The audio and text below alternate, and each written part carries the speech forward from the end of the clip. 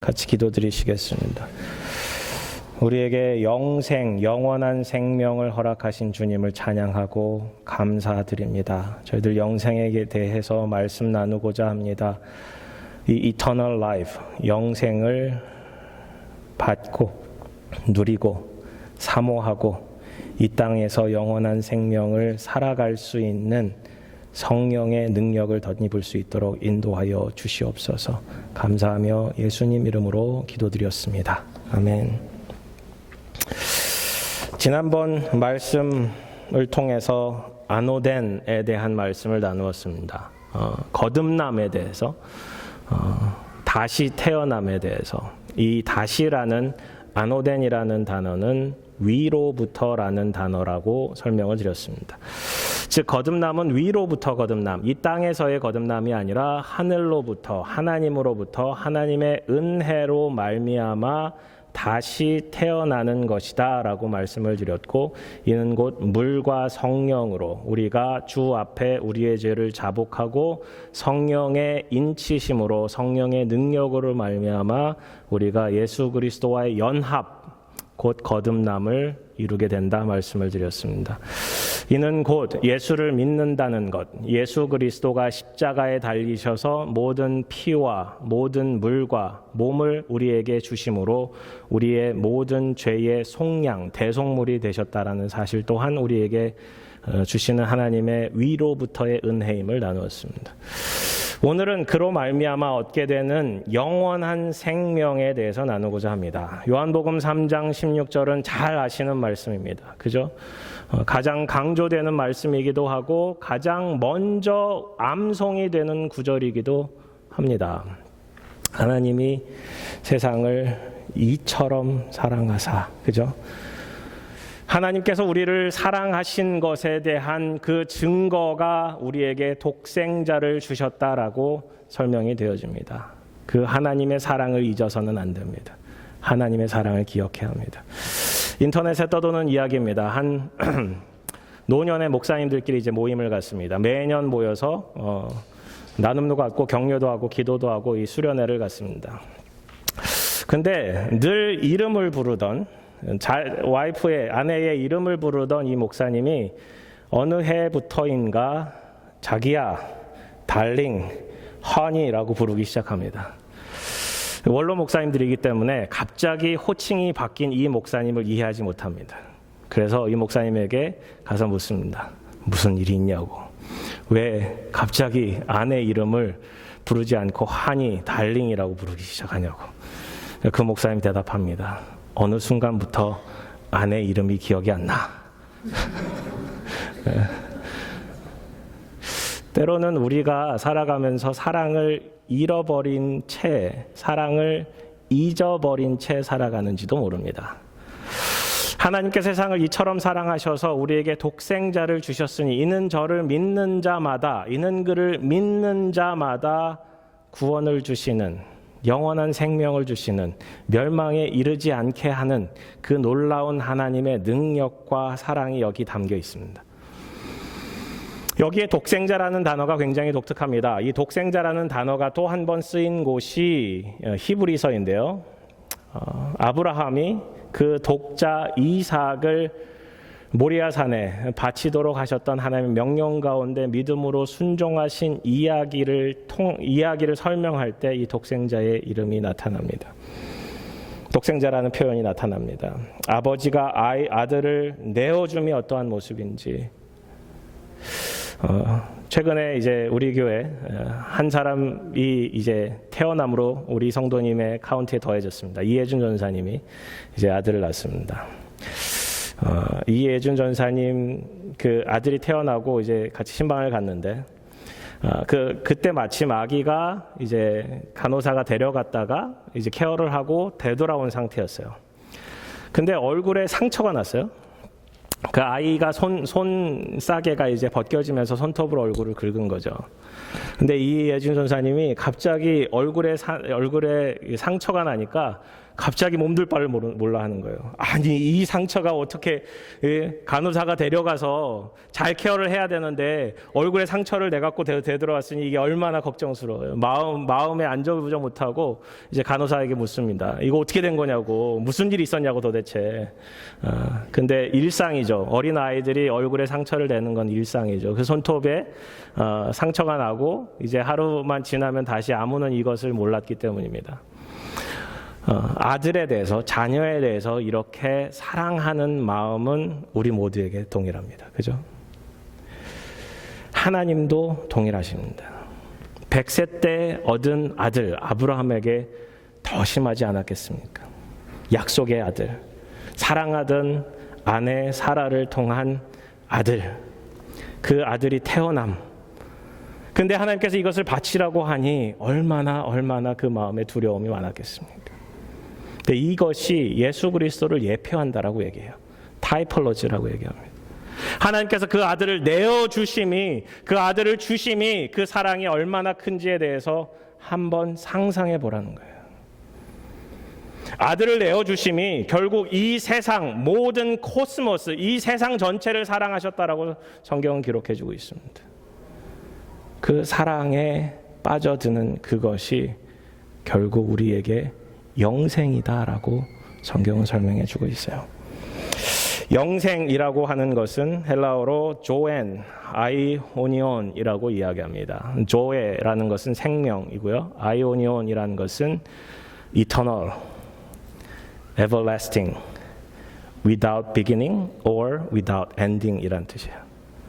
그 처음과 끝이 없는 영원한 무한대의 그러한 생명이 우리에게 주어진다라는 것인데, 이는 저를 믿는 자마다 멸망치 않고 영생을 얻게 하려 하심이라. 조엔 아이오니온을 받는 것인데, 그 조엔 아이온이 도대체 무엇입니까? 성경은, 특별히 신약 성경은 마태복음부터 요한계시록까지 이 영생에 대해서 설명하고 있습니다. 마태복음에서는 하늘나라에 대해서, 마가복음과 누가복음에서는 하나님 나라에 대해서, 특별히 요한복음은 이 영생의 이터널 라이프에 대해서 설명하고 있는데, 이것이 도대체 우리에게 주어졌다는 의미는 무엇입니까? 여러분에게 이 영원한 생명, 이터널 라이프는 주어졌습니까? 이것에 대한 사모함과 이것에 대한 기대감이 있으십니까? 결국 구원은 이 땅에 도래할 하나님 나라, 또 영원한 하나님 나라임을 기억할 때 이 영원한 생명이 주어진, 예수 그리스도를 믿는 우리에게 주어진 영원한 생명을 잘 이해하고 바라보고 기대하고 살아가야 합니다. 성경에 나타난, 특별히 오늘 본문에 나타난 영원한 생명은 도대체 무엇일까요? 이것을 수미 쌍관법이라고 이야기하는데, 인클루지오라고 성경에서 이야기합니다. 영생에 대한 표현이 16절에 나타나고요, 영생에 대한 표현이 마지막 절 36절에 표현이 됩니다. 이 요한복음 3장에 대한 구조는 다음과 같습니다. 니고데모와의 대화를 15절까지 기록해주고 16절부터 21절까지는 설명이 더해집니다. 그리고 22절부터 30절까지는 침례 요한에 대한 이야기가 더해지고 31절부터 36절까지는 이거에 대한 코멘트, 서머리가 더해집니다. 그러니까 대화, 설명인 거예요. 우리는 이 설명, 대화, 설명 부분에 나타난 이 영원한 생명에 대해서 좀 더 상고해 보고자 합니다. 16절부터 21절까지 보시면 영생이란 도대체 무엇이냐, 영원한 생명이란 도대체 무엇이냐, 독생자를 믿는 믿음으로 사는 것이다. 독생자를 믿는 믿음으로 사는 것이다. 16절은 하나님이 세상을 이처럼 사랑하사 독생자를 주셨으니 이는 그를 믿는 자마다 멸망하지 않고 영생을 얻게 하려 하심이라. 이 독생자라는 표현은 굉장히 중요합니다. 그리고 굉장히 독특합니다.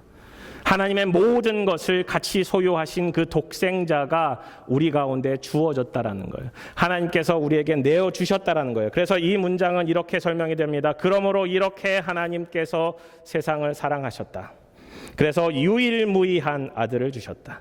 이는 그를 믿는 모든 자가 멸망을 받지 않고 영생을 얻기 위한 것이다. 이 스테인먼트가 우리에게는 당연한 것처럼 여겨지고 익숙하게 들려오지만 유대인들에게는 굉장히 위대한, 굉장히 자신들의 생각을 깨우는 선언이었어요. 왜? 하나님께서는 이스라엘을 사랑하셨다라는 표현을 늘 마음에 지니고 있었기 때문에. 하나님께서 세상을 이처럼 사랑하셨다. 모든 코스모스, 전 인류, 모든 우주를 사랑하셨다라는 이 표현이 이스라엘만 사랑한 줄 알았던 지난 날들의 과오들을 다 깨뜨려버리는 그러한 선언이었더라고요. 모세가 노뱀을 든 것 같이 십자가에 들리셔야 했고 그 대속의 예수를 믿는 믿음만이 우리를 영생으로 인도하라는 이 고백, 결국 하나님께서 그 독생자를 우리에게 내어주심, 유일무이한 그 독생자를 우리에게 내어주심이 되셨고 그 내어주심으로 말미암아 우리에게 모든 죄가 그에게 전가되고 속량이 되는 그 사건이 일어났다는 거예요. 우리가 자녀를 키우면서 하나님 아버지의 마음을 아주 조금이나마 알 수 있을런지 모르겠습니다. 그 모든 것을 주셨다라는 거예요. 그게 하나님적 표현이에요. 하늘의 표현이에요. 어떤 목사님이 이 구절을 이렇게 표현하셨어요. 이게 마음에 잘 와닿지 않는다는 거예요. 하나님께서 우리를 이처럼 사랑하셔. 하나님의 사랑이 크다는 건 이해가 가는데 하나님의 사랑이 크다면 우리에게 진짜 필요한 걸 좀 주셨으면 좋을 텐데 하나님 세상을 이처럼 사랑하사 우리의 병을 낫게 하시고 하나님 세상을 이처럼 사랑하사 우리에게 자녀를 주시고 혹은 건강한 자녀를 주시고 자녀가 좋은 대학 가게 하시고 자녀의 형통함을 더하여 주시고 하나님이 세상을 우리에게 이처럼 사랑하사 우리에게 많은 돈을 허락해 주시고 이렇게 하면 우리에게 좀 더 실제적이고 우리에게 필요한 것들이 채워지지 않았을까? 근데 하나님께서는 이렇게 설명합니다. 하나님은 세상을 이처럼 사랑하사 독생자를 주셨으니. 우리는 이것에 대해서 잘 감동하지 않습니다. 독생자를 주심은 하나님의 선택이었고 하나님의 은혜였고 결국 이것이 이 땅의 것을 설명하는 것이 아니라 위의 것을 설명하고 있음을 본문은 기록해주고 있습니다. 결국 이것은 우리를 구원하기 위한 하나님의 방법이었어요. 하나님의 방법이었어요. 자녀가 정말 형통케 되는 것들이 좋지만 우리들은 다 알고 있습니다. 그 자녀들이 우리 마음대로 되지 않는다는 사실을. 우리는 우리가 건강해질 수 있음을, 우리의 병이 낫게 될 수 있는 능력이 하나님께 있음을 알고 있습니다. 하지만 그것으로 우리의 죽음이 해결되지 않는다는 사실을 우리는 알고 있습니다.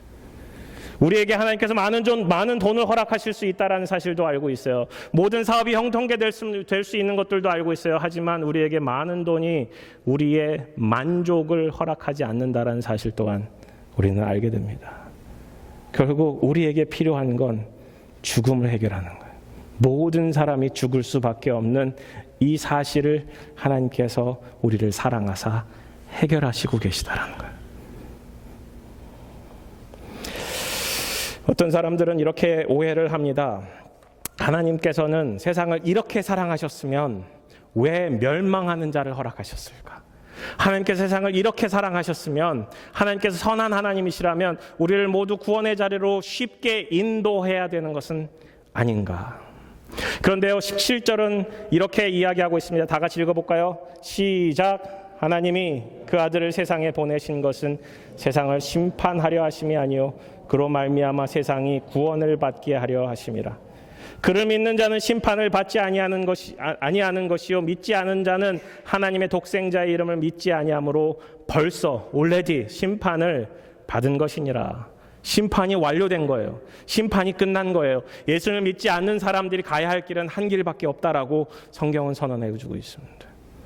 하나님은 악하시다? 하나님은 공평하지 않으시다? 아니요, 하나님은 공평하세요. 모든 사람이 하나님 앞에 죄를 범하였으며 하나님의 영광에 이르지 못했고요. 모든 사람은 멸망에 이를 수밖에 없다라는 사실 또한 우리는 기억해야 합니다. 우리의 스타팅 포인트가 누구는 구원받고 누구는 멸망에 빠지는 것이 아니라 모든 사람이 멸망에 빠질 수밖에 없다라는 길이에요.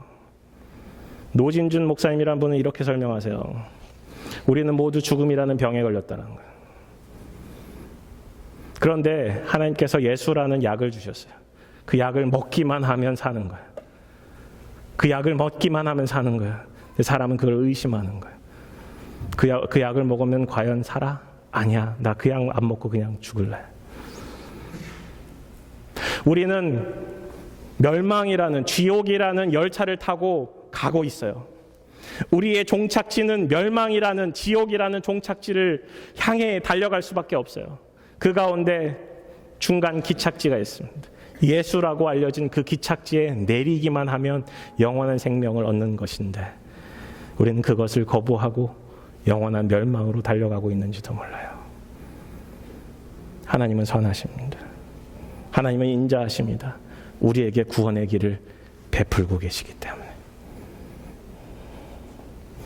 하나님 우리 마음에 정직한 영을 부어주십니다. 성령은 진리의 영이요 정직의 영이요 우리로 하여금 무엇이 정직인지 진리인지 깨닫게 해주시고 빛을 비추어 우리가 어둠 가운데 있음을, 그리고 빛 가운데 나와야 함을 성경은 설명해주고 있습니다. 19절에 보시면 그 정죄는 이것이니 곧 빛이 세상에 왔으되 사람들이 자기 행위가 약함으로 빛보다 어둠을 더 사랑한 것이니라. 악을 행하는 자마다 빛을 미워하여 빛으로 오지 아니하나니 이는 그 행위가 드러날까 하며 진리를 따르는 자는 빛으로 오나니 이는 그 행위가 하나님 안에서 행한 것임을 나타내려 함이라 하시니라. 여기서 진리를 따른다라는 것은 진리를 행한다는 거예요. 예수 그리스도가 진리이시기 때문에 예수 그리스도를 따른다는 것은 예수 그리스도가 삶으로 살아났던 그 삶을 우리의 삶으로 살아내는 거예요. 그것이 우리의 능력이 아니라 하나님의 성령의 능력임을 오늘 본문은 이야기해주고 있습니다. 결국 거듭남은 우리 땅으로, 우리 힘으로, 우리의 능으로 거듭나는 것이 아니라 위로부터, 안호된 하늘로부터 거듭남이라는 사실을 알려주는 거예요. 하나님께서 우리에게 정직한 영을 부어주세요. 결국 영생 구원은 예수 그리스도를 마음 깊은 곳에 섬기며 예수 그리스도의 대속과 부활과 하나님께 내어주심이 되는 그 예수 그리스도를 믿는 믿음으로 사는 그것이 우리가 영원한 생명이에요. 영생은 언제 시작이 되었나요? 예수 그리스도를 우리 마음에 영접함으로. 영생의 종착지는 하나님 나라라는 사실이에요. 그것을 믿으십니까? 예수 그리스도를 믿으십니까? 그 믿는 믿음을 소유하십시오. 믿지 않으시면 그 믿음을 소유하십시오. 교회를 오래 다닌다고 해서 그 믿음을 소유하는 것이 아닙니다. 그러면 빛 가운데 행한다는 것은 무엇입니까? 빛 가운데 행한다는 것은 결국 그 뒤에 나오는 침례 요한의 예를 통해서 알 수 있습니다. 그 후에 예수께서 제자들과 유대 땅으로 가서 거기 함께 유하시며 침례를 베푸시더라. 예수님께서 침례를 베푸셨다라는 구절은 여기밖에 없어요. 그런데 4장 2절에 보면은 예수님께서 실제적으로 침례를 베푸신 게 아니라 제자들로 하여금 침례를 베풀도록 하셨다라는 거예요. 그 침례는 회개의 침례였을 거예요. 하나님께로 돌아오는 침례였을 거예요. 침례 요한의 침례와 다르지 않았을 거예요. 물속에 잠기며 우리의 죄와 우리의 모든 더러운 것을 주님께서 씻겨주시기를 바라는 그 침례였을 거예요. 아직 십자가에 달려 돌아가시지 않았기 때문에. 요한도 살렘 가까운 에논에서 침례를 베푸니 거기 물이 많음이라. 그러므로 사람들이 와서 침례를 받더라. 예수님께도 사람들이 가고요, 침례 요한에게도 사람들이 가서 침례를 받았어요. 그런데 시간이 갈수록 침례 요한 쪽으로 오던 사람들이 예수님 쪽으로 바뀌는 거예요. 심지어 그 제자들도 예수님을 따라갔잖아요. 요한이 아직 옥에 갇히지 아니하더라. 이것은 더해진 구절일 수도 있고 코멘트일 수도 있는데 요한이 이제는 내리막길을 걷고 있는 거예요. 위대한 선지자, 위대한 랍비, 위대한 선생에서 이제는 예수 그리스도의 등장으로 말미암아 이렇게 변해가는 거죠. 요한의 제자들이 마음 가운데 불안함이 생겼어요. 그리고 한 유대인이 왔어요. 바리새인이었을 것이라고 추정이 돼요. 그리고 그 유대인과 이제 더불어 정결 예식에 대해서 변론이 시작이 됩니다. 이 침례에 대해서, 정결 예식에 대해서 이야기하기 시작합니다. 그러면서 그 사람이 그랬을 거예요. 너희들한테 이제 사람은 별로 없네. 다 예수님한테 갔네. 다 그쪽으로 가더라 라고 이야기를 하기 시작합니다. 침례 요한의 제자들이 화가 났어요.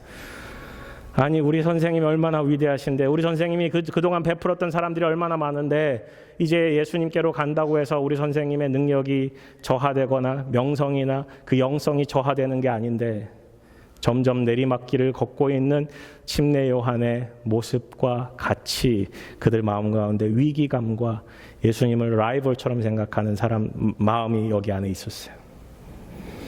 그래서 그들이 요한에게 가서 26절에 라비여 선생님과 함께 요단강 저편에 서 있더니 곧 선생님이 증언하시던 이가 침례를 베풀매 사람이 다 그에게로 가더이다. 이제는 선생님, 우리는 지는 행 것 같아요. 사람들이 별로 안 와요. 침례 요한이 대답합니다. 만일 하늘에서 주신 바 아니면 사람이 아무것도 받을 수 없느니라. 결국은 우리가 안오된 하늘로부터 온 거듭난 사람은 결국 하늘로부터 오는 것을 받아야 된다는 거죠. 내가 말한 바 나는 그리스도가 아니요 그의 앞에 보내심을 받은 자라고 한 것을 증언할 자는 너희니라. 너희가 가서 이야기하기를 우리 선생님은 그리스도가 아닙니다. 그리스도를 위해서 준비된 사람입니다. 라고 증언하라고 이야기를 합니다. 신부를 취하는 자는 신랑이나 서서 신랑의 음성을 듣는 친구가 크게 기뻐하나니 나는 이러한 기쁨으로 충만하였노라. 결혼식 할 때 베스트맨이 있잖아요. 결혼식을 축하해주는 그 친구의 모습처럼 주인공은 내가 아니라 이 신랑이어야 함을, 예수 그리스도의 함을, 예수 그리스도가 주목받고 있는 이 사건에 대해서 우리는 기뻐해야 된다라고 쓰고 있는 거예요. 그리고 위대한 구절이 여기 나타납니다. 그는 흥하여야 하겠고 나는 쇠하여야 하리라. 이것을 리빙 바이블에서는 이렇게 얘기해요. He need to get more and more. I need to get less and less. He must increase, I must decrease. 결국은 영원한 생명을 살아내는 것, 빛 가운데 거하는 것, 진리 가운데 거하는 것이 무엇이냐? 결국 예수 그리스도가 흥하여지고 나는 쇠하여지는 것이다라는 거예요.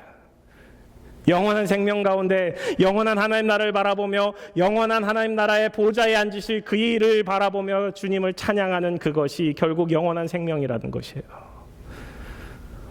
요한계시록 7장에 보면은 인치심을 받은 14만 4천이 찬양하는 게 나와요. 구원하심이 보좌에 앉으신 하나님과 그의 어린 양에게 있도다. 하나님과 그의 어린 양 예수 그리스도를 높이는 찬양이 그 하나님 나라 가운데, 그 하나님 나라의 모든 음성 가운데 함께 울려지는 거예요. 우리가 함께 찬양한 것처럼, 우리가 함께 찬양한 그대로 거룩 창화하며, 천사들이 함께 창화하며 우리가 고백해야 할 그분 예수 그리스도를 높이는 그것이 영원한 생명이라고요. I must decrease. 사도 바울의 유명한 고백, 나는 그리스도와 함께 십자가에 못 박혔나니 그런즉 이제는 내가 사는 것이 아니요 내 안에 그리스도께서 사시는 것이라. 이 고백이 똑같아요. He must increase, I must decrease. 오늘 임영희 성도님께서 기도해 주셨는데 그 기도의 내용도 똑같잖아요. 우리 스스로가 드러나는 것이 아니라 예수만이 드러나는 삶이 되어야 한다고.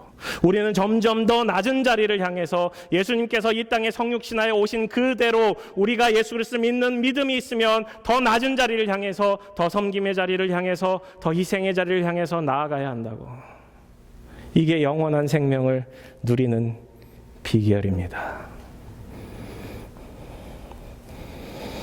이재철 목사님이 쓴 요한과 더불어라는 책에 나오는 내용입니다. 맹집사 이야기라는 책이 있대요. 그 맹집사님에 대한 자신의 스토리를 쓴 거예요. 같이 교회를 다니던 인집사님이 뇌졸중으로 쓰러졌습니다. 그래서 맹집사님이 인집사님을 위해서 기도하기 시작해요. 인집사님을 위해서 할 게 뭘까? 만약에 휠체어가 구해진다면 내가 인집사님을 모시고 교회를 다녀야겠다라는 기도를 해요. 하나님, 휠체어가 주어진다면 제가 휠체어 끌고 인집사님 모시고 다니면서 함께 예배드리겠습니다. 근데 교회에서 휠체어를 사줬어요. 그래서 맹집사님이 자기가 기도한 바가 있어서 발런티어했어요. 제가 인집사님 모시고 같이 예배드리겠습니다. 인집사님 휠체어를 기쁜 마음으로 밀고 교회를 갔습니다.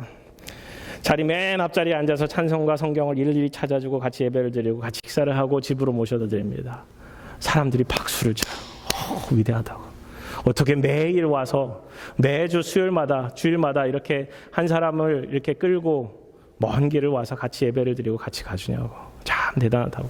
맹집사님의 찬사, 그 칭찬이 점점 높아갑니다.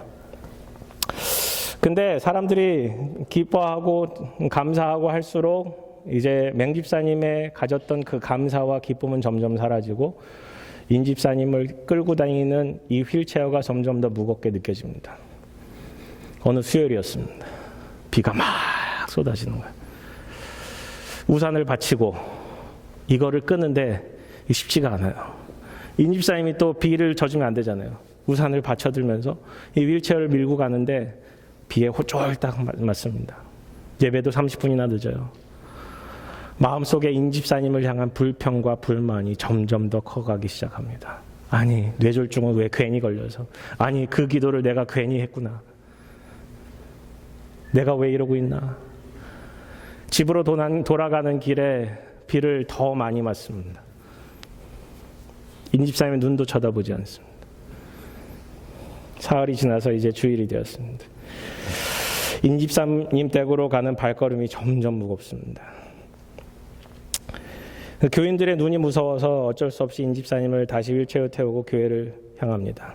만나는 교인마다 칭찬이, 감사가 계속됩니다.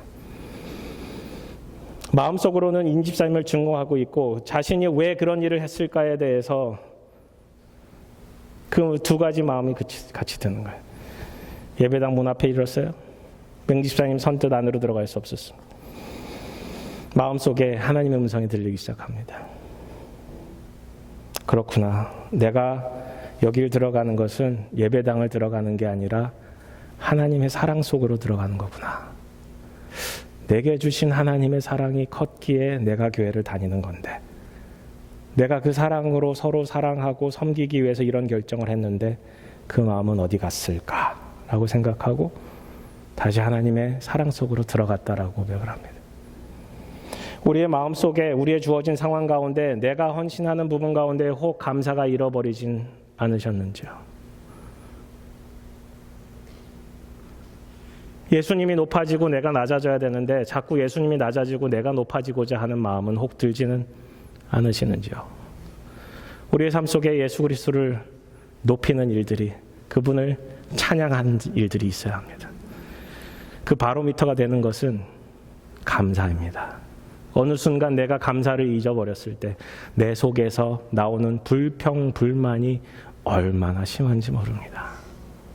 교회를 향해서, 리더를 향해서, 헌신자들을 향해서, 가족을 향해서, 같이 일하는 사람들을 향해서 우리는 감사와 기쁨을 표현하기보다 불평과 불만을 표현할 때도 많다라는 사실입니다.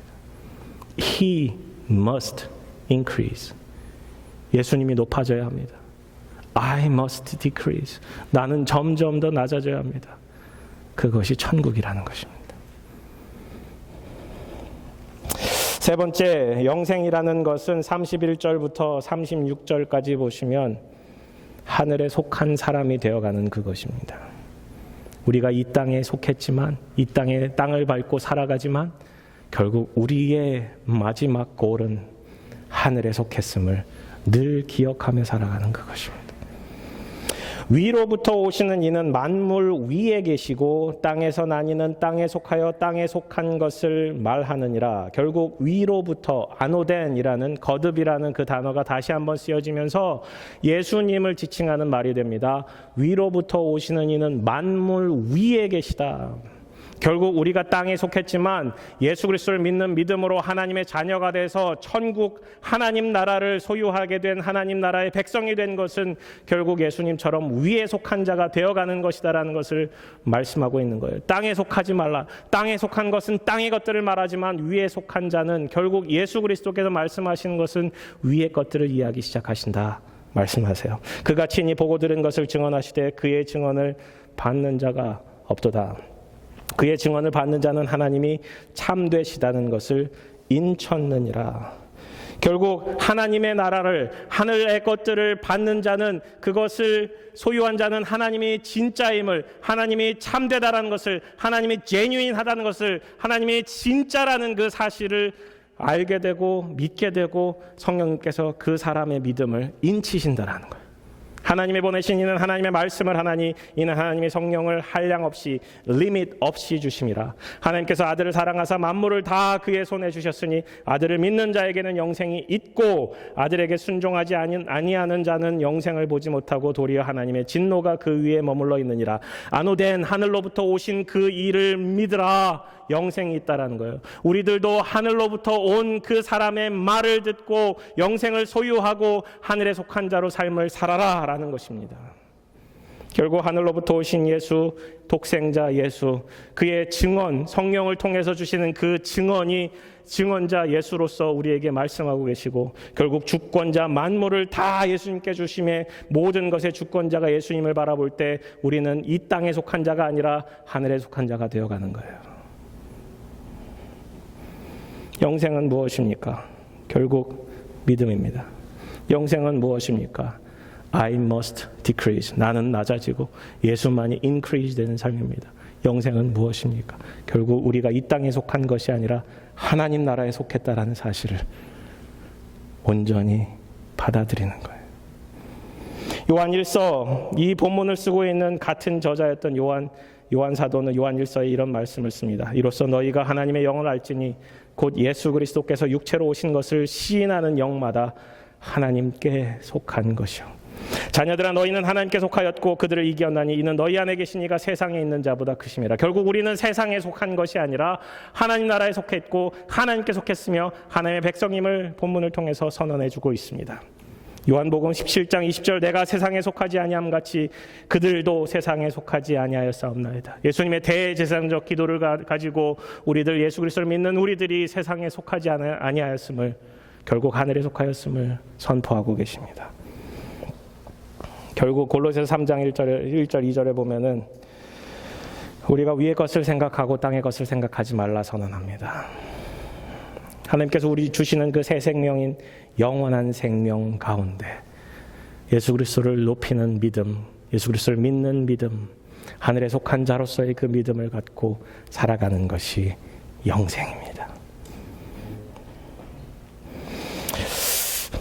요한복음 자체에서 설명하고 있는 영생은 뭘까요?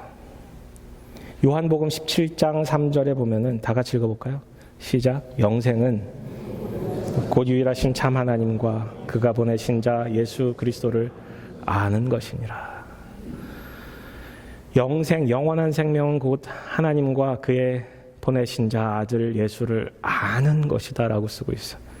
이 알은 삶을 통해서 알아감이에요. 그런데 하나님을 알아가는데 시간이 얼마나 걸릴까요? 우리가 하나님을 알아가는데 시간이 얼마나 걸릴까요? 영원히 걸리는 거예요. 하나님은 제한이 없으시기 때문에 그러한 하나님의 사랑을 다 이해하는데 영원이라는 세월이 걸리는 거예요. 결국 영원한 생명은 하나님과 교제하고 하나님의 은혜를 누리고 하나님과 동행하며 그분을 조금씩 더 깊이 알아가는 거예요. 영생은 언제 시작이 되었어요? 예수 그리스도를 믿는 그 당시에. 이 땅에 발붙이고 살아가지만 우리가 이 땅에서 하나님을 더 깊이 알아가며 생명의 풍성한 것들을 누리는 게 영원한 생명입니다. 결국 하나님께서 주시는 생명인 새 생명인 영생은 단순한 존재의 지속성만을 의미하는 것은 아닙니다. 질적으로 윤택하고 풍성한 생애를 의미합니다. 내가 너에게 생명을 주노니 그 생명을 더 풍성히 누리게 하려 함이라. 그것이 예수님께서 우리에게 주시는 축복임을 기억해야 돼요. 그 생명을 그냥 갖고 있는 것이 아니라, 소유한 것이 아니라, 생명이 씨가 싹을 틔우고 자라나서 열매를 맺은 같이 우리 가운데 진짜 생명의 씨앗이 심겨졌으면 그것이 점점 자라서 열매를 맺는 그 위대한 역사 가운데 우리를 동참시키도록 초청하고 계신 거죠. 결국 영생은 독생자를 믿는 믿음이며 그리스도를 드러내는 삶입니다. 결국 우리가 이 땅에 속하지 않았음을 고백하는 삶이라는 것입니다. 영원한 생명을 소망하십니까? 영원한 생명을 소유하셨습니까? 영원한 생명을 살아가십니까? 이재철 목사님의 책에는 이 다음과 같은 내용이 하나 더 쓰여져 있습니다. 1985년 8월 12일 일본 항공기가 후지산에 추락해서 많은 승객을 잃었답니다. 그 중에 한국에 살고 있던 외국인 사람들도 두 아들을 한꺼번에 잃습니다. 16살, 14살. 그래서 그 양화진 외국인 묘지에다 이들을 묻습니다. 그의 아버지의 고백입니다. 일본 항공기 추락 사고로 인류 발전사에 공헌할 수 있었던 너희들이었는데 아깝다, 억울하다, 명복을 빈다. 아빠가. 그런데 그 바로 앞에 1983년 12살의 나이로 세상을 떠난 또 다른 소년의 무덤이 있고 그 소년의 아버지가 아들을 위해서 세운 비석의 비문은 다음과 같습니다. 내 아들의 기쁨의 삶은 주님과 더불어 지금도 계속되고 있습니다. 똑같이 아들을 잃은 아픔을 갖고 살아가는 부모이지만 비참하다, 아깝다, 억울하다 고백하는 사람과 하나님 나라를 소망하며 내 아들의 기쁨의 삶은 지금도 주님과 동행하고 함께 살아가고 있습니다는 이 아버지의 고백이 결국 우리의 고백이 되어야 되지 않을까요? 영원을 소망하십니까? 영원을 누리십니까? 영원을 향해서 달려가고 계십니까? 영원은 사랑이신 하나님을 영원토록 알아가며 교제 나누며 그분을 사랑하시는 것입니다. 그분의 사랑이 우리 가운데 나타난 바 되었으니 그것이 예수 그리스도를 주시며 예수 그리스도와 동행케 하시며 우리의 삶을 통해서 예수 그리스도를 드러내는 삶이라는 사실입니다. 천국을 소망하십시오. 천국에 속한 바 되십시오. 천국이 이 땅 가운데 이루어지는 주님의 기도를 그대로 살아가기를 주님의 이름으로 축원합니다. 같이 기도하시겠습니다. 때로는 우리가 영원을 잃어버린 채 살아갑니다. 우리가 현실에 안주하며 살아가기 때문에 그렇습니다. 현실에 살아가는 이 삶이 하나님의 은혜인 줄 알지 못하고 살아갈 때가 너무 많습니다. 그렇기에 요한복음 3장 16절은 다시 한번 우리에게 큰 의미로 다가옵니다. 하나님 아버지, 오늘 주신 주님의 음성 저희들이 붙들기를 원합니다. 영원을 사모하기를 원합니다. 영원한 생명을 향한 독생자의 그 십자가의 희생, 예수 그리스도만을 높이며 그분이 주 되심을 바라보며 살아갈 수 있는 저희들 될 수 있기를 바라보며 하나님, 저희가 이 땅에서의 살아감이 이 땅에 속한 자가 아니라 하나님 나라에 속하며 하나님 나라의 백성으로 살아갈 수 있도록 인도하여 주시옵소서. 주님 찬양하며 감사하며 이 모든 말씀 예수님 이름으로 기도드렸습니다. 아멘.